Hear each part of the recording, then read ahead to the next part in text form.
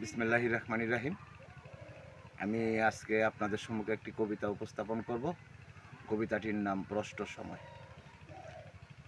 ষষ্ঠ দিনে মহাবিশ্ব করিয়াছেন প্রভু সৃষ্ট, তাহার মধ্যে আদম জাতি সৃষ্টির শ্রেষ্ঠ। আল্লাহর হক আদায় না করিলে যদি হয় নষ্ট, মানুষের হক আদায় না করিলে হবে মহাপাপিষ্ট।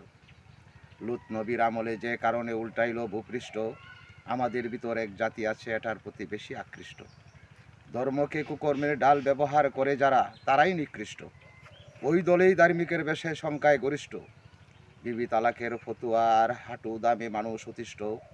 দলিলে প্রমাণ পাওয়া যায় মানব সেবায় উৎকৃষ্ট। হানাহানির ফতুয়া বাজিতে আজ হয়েছি উচ্ছিষ্ট। কোরআন হাদিসে সৎকর্ম কোনটা প্রমাণ আছে স্পষ্ট। টেডি মুন্সি বেলাইনে গিয়ে হয় অতি দুষ্ট। অন্যের মাল খাইয়া ঠাকুর মশাই হয় হৃষ্টপুষ্ট। মুন্সি আর ঠাকুর মশাই অনেকের কাছে যেন প্রভু কেষ্ট। ধোঁকা দিয়ে মানুষের বাড়ায় তারা দুঃখ কষ্ট। ওই সমস্ত শেয়ালেরা খুব চতুর, কথায় আরও মিষ্ট। সব কিছুই আজ তাদের দখলে, যারা নষ্ট আর ভ্রষ্ট। সেই সব মানুষেরা আজ নির্বাসিত, যারা আসলেই প্রকৃষ্ট। যাচাই করে নাও সকলে কোনটা শ্রেষ্ঠ কোনটা ভ্রষ্ট। ধন্যবাদ আপনাদের।